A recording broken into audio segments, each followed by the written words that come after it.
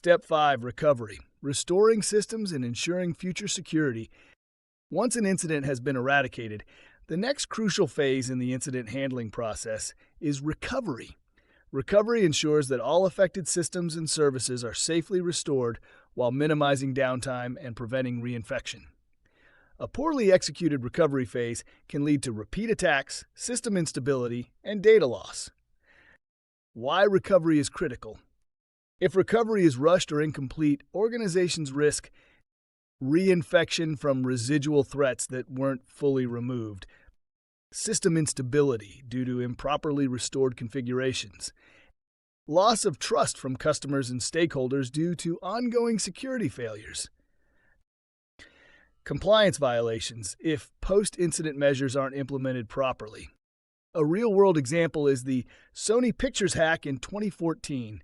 After the attack was initially addressed, some of the company's systems remained vulnerable, leading to additional security issues. Proper recovery ensures long-term protection. Steps to effective recovery. 1. Restoring systems from secure backups. Identify clean, uncompromised backups created before the attack. Use immutable backups that cannot be altered by ransomware or attackers. Validate backup integrity by performing test restorations before full deployment. 2. Rebuilding or reinstalling affected systems. If backups are unavailable or compromised, consider full system rebuilds. Use forensic imaging to analyze compromised systems before rebuilding. Ensure all security patches and updates are installed before reconnecting to the network. 3. Strengthening system security.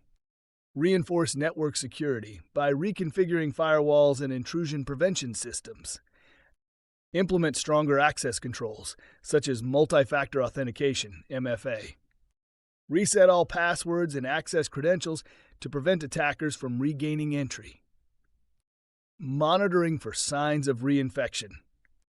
Deploy continuous security monitoring tools like SIEM and Endpoint Detection and Response, EDR. Use network anomaly detection to identify any persistent attacker activity. Enable logging and auditing to track system performance and security. Best practices for secure recovery. 1. Gradual restoration. Bring back systems in a controlled manner rather than all at once. 2. Segmentation and isolation. Keep restored systems in a separate network zone until verified as secure. 3. Incident review meetings. Discuss what went wrong and how to improve security moving forward. 4. Compliance verification. Ensure recovery meets GDPR, ISO 27001, and NIST guidelines. Final thoughts. Recovery is not just about restoring systems, it's about ensuring long-term security and resilience. In the next lecture, we'll cover Step 6, Lessons Learned, where we discuss documenting incidents and improving future responses. Stay tuned.